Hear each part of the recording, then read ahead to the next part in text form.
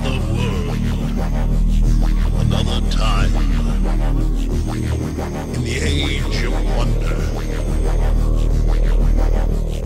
Another world, another time. His land was green and good. Tal, Kaor, and May Govanan. I wish I had something nicer to talk about. There's aspects of this which are nice and promising and hopeful, but for the most part, yeah, not so much. Paizo has a job going for a game designer. It appears this job also includes a whole bunch of menial tasks and shit that has nothing to do with game design, but this is the world we live in. People wear many hats. But it's a good opportunity. There's no telecommuting, you have to relocate to them, and it has these outlandish job requirements and so on, but otherwise, great, there's an opportunity, people should go for it. And the official advert is fine. It's a run-of-the-mill job advertisement. But there are other people talking about this job opening who are associated with Paizo, including the person whose department it may in fact be. There's people talking about it in a way that rather implies that they have discriminatory hiring practices, if not in the official advert, then certainly internally as a company. Certainly in the attitude of some of the people who work there. We are especially interested in broadening our point of view, so women, people of colour, and especially women of colour, please apply. On the face of it, perhaps not a great deal wrong with that. There have been more egregious examples of biased hiring, such as when Monica Valentinelli posted an advert, I believe, for the Cortex people, Margaret Weiss or whoever it was that was running the Firefly thing at the time. But it's still there, and it still suggests a bias at the company. That given the opportunity, they're going to take someone who is the right colour, the right gender, or the right combination of the two. Perhaps gender identity, sexuality, and things will also come into it. And these are all things that should be irrelevant. Now, clearly, Paizo seems to think that they are progressive, and that they wouldn't be biased against people like this. But it seems odd to bias things the other way instead. Having talked to a couple of people that work there about all this, apparently they do the first round and so on is blind applications and so on, which is all a great process for going about it, and kudos to them for that. But if your intake is biased by your advertising for the job opening, and if you have an internal bias that has now been made apparent, that doesn't really help, does it? Because your intake and your final step are both going to still have this inherent bias that you have. I mean, if we look at that advert again and we just reverse it. We're hiring, we're especially looking for white straight men. Yeah, that would not be acceptable, would it? And that is always the litmus test for these kind of advertisements. It wouldn't be acceptable if it was explicit. It wouldn't be acceptable if it was subtle. It wouldn't be acceptable if it was a simple transposition of the wording there. People would be up in arms. But you get upset about that the other way, I guess. I don't think there's a direction in this. I think prejudice is simply prejudice. And the people come out the woodwork to defend being prejudiced. It's really hard to grasp and understand why people who are clearly trying to make an effort to be non-prejudiced end up being so utterly prejudiced. It shouldn't need explanation, and the trouble with trying to converse with these people on Twitter is that they're not taking in what you're saying. They're fighting against a stereotype. So if you protest this kind of prejudice, you're immediately written off as some kind of regressive fanatic, whatever. But my criticisms come from a progressive point of view.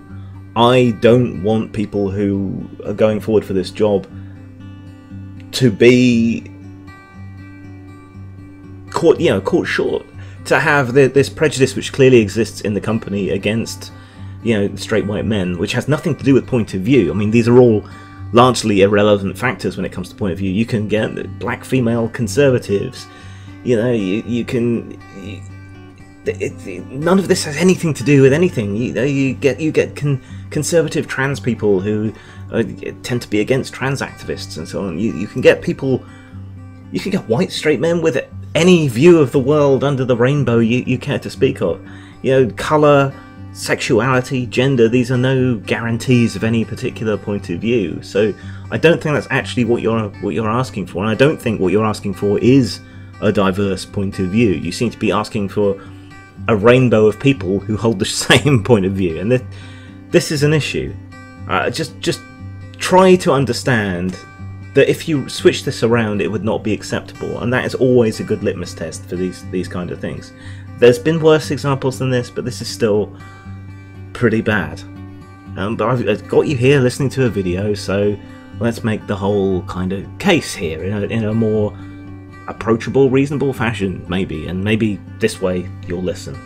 Everyone's the hero of their own story, and nobody, most of the time, like nearly nobody, is the villain of their own story. So you see what you're doing as being an act of righteous good. I can only speculate as to the reasons why you think our games are dominated by straight white men for whatever reason, and that's true as a demographic, but then that makes arguments against the representation thing, because if you want to appeal to your market, there's this idea that your designers and your culture and so on has to resonate, and if you deliberately go against that, you'll end up pulling a Marvel. And there does seem to be some truth to that from what has happened to Marvel. You know, it's fine and great and good to not be prejudiced against people like this, but the problem that I have, and it comes from a progressive left-wing point of view, is that rather than eliminate prejudice, you have embraced an acceptable form of prejudice. So you're the heroes in your own story because you are, so it would seem, I'm having to put words into your mouth because you won't talk to me, but it would seem that you think you're the heroes in your own story and you're righting a wrong by redressing a balance. But if we look at the actual demography of gaming, the balance is out of whack with what you're doing.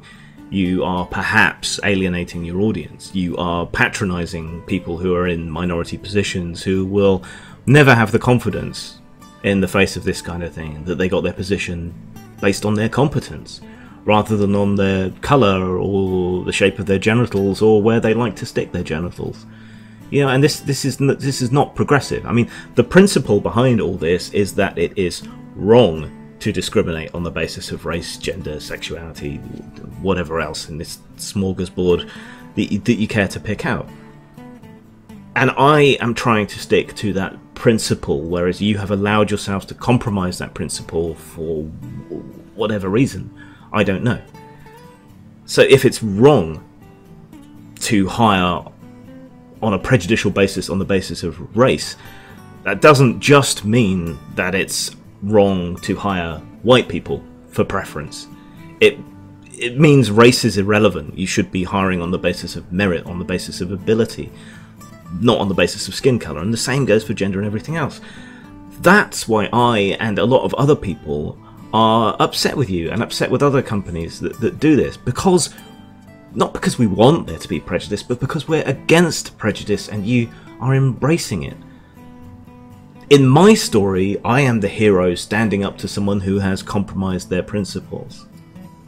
You know, and full disclosure, I have beef with Paizo. They were one of the companies that applied their market share as force to try and get One Bookshelf to censor the Gamergate card game, which they eventually did. Paizo used to sell Hentacle on their store. I don't think they informed me when they were removing it, which is a shame because I always used to get on fairly well with them. But yeah, so they've removed that. Yeah, so I have beef with Paizo, but I think some of the practices that they've told me that they have are good, are great even, you know, blind applications and so on. But that's undermined when you have this explicit prejudice on your hiring basis, and when that seems to indicate that your corporate culture has an innate bias against the majority of your audience. You know, so my appeal to you is hire whoever you want, but not on the basis of these irrelevant traits. And if you're seeking to overcome prejudice, then embracing it is counterproductive. It's you shifting to lawful evil alignment, put it that way. Zang.